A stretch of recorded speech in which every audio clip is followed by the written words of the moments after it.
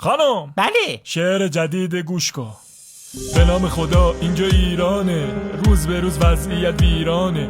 یکی با کلید گولمون میزد، یکی دیگه هم با یارانه.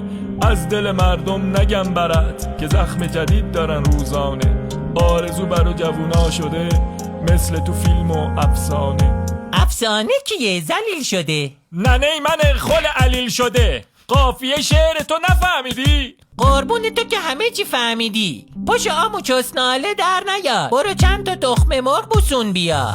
قربون زرده و سفیدت، دشتنت شده حال سعادت. چی داری میگی تو؟ به کی هستی؟ برای بابام از رو سرمستی، یه ای مونده بود برای شاممون که لعنت بر قوم ظالمون.